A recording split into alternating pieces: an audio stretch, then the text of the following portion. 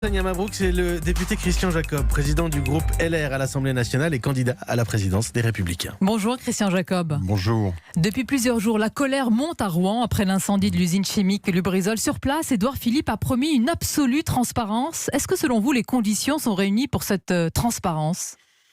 Écoutez, les autorités de l'État sont saisies, sont mobilisées. Il y a les autorités préfectorales, les autorités sanitaires avec l'agence régionale de santé. Le Premier ministre a été sur place. Rien à ce stade ne permet de dire qu'il y aurait eu une quelconque défaillance. Ceci étant, je pense qu'il y a une urgence effectivement à ce qu'il y ait la transparence et puis les résultats des analyses. Parce qu'en fait, aujourd'hui, on voit bien que tant que tous les résultats des analyses ne sont pas publiés, il y a une forme d'incertitude. Je pense notamment aux maraîchers, aux agriculteurs, aux éleveurs.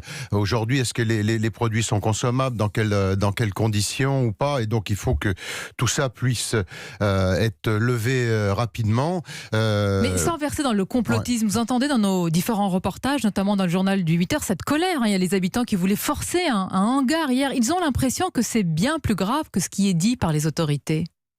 Moi, je pense qu'il faut, dans ces circonstances, il faut faire confiance aux scientifiques, confiance aux autorités de l'État, aux agences qui sont là pour publier les informations. Mais on sent bien qu'effectivement, parce qu'il y a une inquiétude, il suffit de regarder les images télévisées, de voir cette fumée noire, comment ne pas être inquiet, comment ne pas avoir de doute.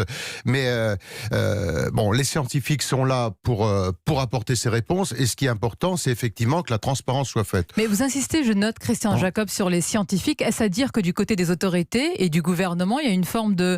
On a sous-estimé l'événement ? Non, mais le politique, sur ce sujet, doit prendre des décisions, et c'est le rôle du gouvernement et du Premier ministre, mais il doit les prendre à la lumière de l'éclairage des scientifiques. C'est comme ça que les choses doivent se faire. Simplement, je pense qu'il faut que maintenant les choses aille vite, parce que sinon il y a un climat de suspicion qui est en train de s'ancrer. Mais comment justement lever ce climat de suspicion en tant que président du groupe Les Républicains à l'Assemblée? Est-ce que vous demandez, parce que certains députés, particulièrement à gauche, l'ont demandé, une commission d'enquête parlementaire pour faire toute la lumière sur l'incendie, mis à part l'enquête judiciaire?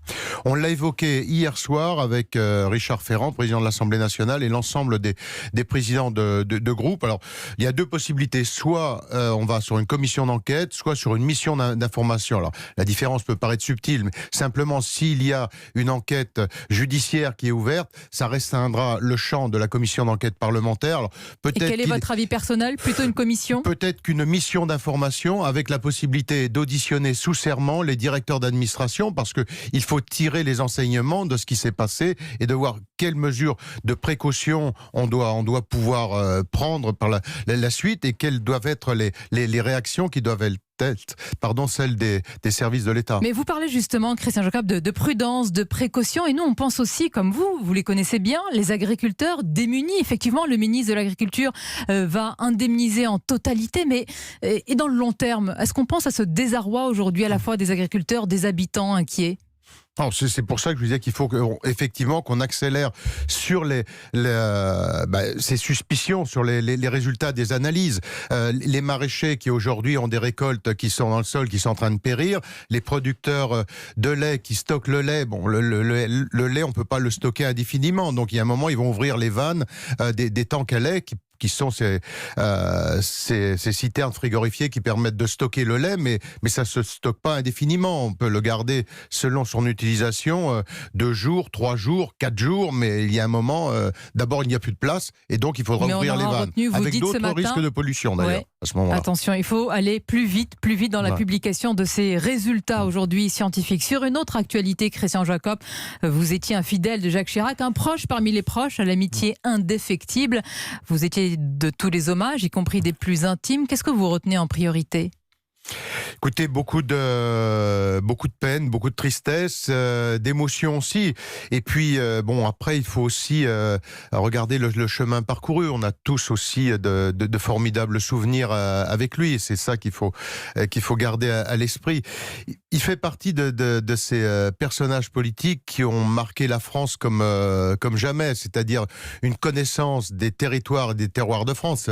Jacques Chirac, c'est la France des sous-préfectures. Il connaissait sa carte de France par cœur. Et il avait...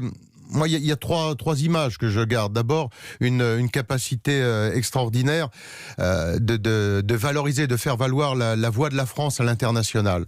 Pas un pays dans le monde où on ignorait qui était Jacques Chirac. Cette voix singulière de la France, il l'a fait entendre partout. Il l'a fait entendre en Afrique, au Moyen-Orient, au Maghreb, en Russie, aux États-Unis. Il n'y a pas un pays, un bloc dans le monde qui n'a pas entendu cette voix. Et quand on entend, alors on peut penser ce que l'on veut du président russe, mais lorsque Vladimir Poutine dit que c'est le chef d'État au monde qui l'a le plus impressionné, c'est révélateur de cette capacité qu'avait Jacques Chirac à faire entendre la voix de la France. Vous avez raison d'insister sur la scène internationale. Pour autant, il y a une forme, Christian Jacob, d'unanimisme autour de l'ancien président qui ne doit pas vous faire manquer de lucidité quant à son bilan économique, politique. Certains ont dit qu'il était marqué par une forme d'immobilisme. Écoutez, moi, ce que je note, c'est qu'il a su, sur la voie internationale, mais aussi sur un plan plus national, porter les valeurs d'égalité, de fraternité, de dignité. Vous savez, les deux grandes lois sur le handicap en France, c'est Jacques Chirac, 75-2005. La loi interdisant le port du voile à l'école, c'est Jacques Chirac. Encore une fois, la politique familiale, c'est Jacques Chirac, j'étais à l'époque ministre de la Famille, il me fait mettre en place ce qu'on appelait la PAGE, la prestation d'accueil du jeune enfant. Il y a 20 ans, ce débat, qui paraît aujourd'hui un peu désuet, mais de savoir si les modes de garde devaient être individuels, collectifs, etc. Et il a renforcé, soutenu cette politique familiale au moment où aujourd'hui on la détricote. C'était ça aussi. La liste est longue, Christian Jacob, permettez-moi, c'était aussi une droite populaire. Jacques Chirac avait fondé le RPR et aujourd'hui, quel est le vrai visage de la droite? Quand on entend le discours de Marion Maréchal, quand on la voit à cette convention dite de la droite, c'est ça le nouveau visage de la droite? Écoutez, moi je suis toujours un peu sceptique d'abord sur ces personnalités politiques comme le sont Marion Maréchal Le Pen qui se mettent dans ce rôle de commentateur. Quand on a envie de faire de la politique, on en fait. On n'a pas peur de l'élection. Moi, je trouve assez surprenant qu'elle soit très présente sur les antennes. Donc, Christian Jacob, le favori à la tête de l'élection LR, lui dit « Vas-y, Marion Maréchal, lance-toi ». Écoutez, pourquoi elle n'a pas été candidate aux législatives ? C'est quand même curieux. Quand on est une personnalité politique, on a envie de gérer, on a envie d'être candidat aux municipales, aux élections législatives, de faire. Parce que commenter, il faut faire un autre métier. C'est un métier qui est par ailleurs remarquable. Moi, j'ai beaucoup d'admiration pour les commentateurs politiques. Mais si on veut être dans l'action, on l'assume et on y va. Comment allez-vous concrètement, Christian Jacob, vous préserver, vous prémunir contre ce danger de l'absorption, malgré tout ce que vous dites d'elle, de l'observa? Elle est peut-être une observatrice, mais elle a un projet politique. Vous absorber et vous faire le baiser de la mort. Écoutez, pour cela, il faut être candidat. Vous savez, en politique, il y a une règle, ça s'appelle la démocratie. Donc c'est bien de parler, à un moment, il faut savoir être reconnu sur le terrain, être candidat à une élection et être élu. Merci Christian Jacob. Je vais préciser que tout à l'heure, à l'Assemblée nationale, vous allez poser la première question, en tous les cas, tenir les premiers propos autour de Jacques Chirac dans cette enceinte de l'Assemblée. Sur quoi allez-vous insister en un mot ? Écoutez, il y aura d'abord un hommage du président de l'Assemblée nationale, une réponse du Premier ministre. Marquer ce qu'était Jacques Chirac, vous savez, c'était aussi sa capacité à rassembler. On a parlé d'un certain nombre de choses, mais la politique de la ville, celle des quartiers, c'est aussi Jacques Chirac. Premier défenseur de l'agriculture, c'est Jacques Chirac. Première parole sur l'environnement, c'est Jacques Chirac. Donc, on sait que vous étiez infidèle. Et le combat politique va vite reprendre ses droits juste après. Oui. Merci Christian Jacob d'avoir été notre invité ce matin sur Europe 1. Merci.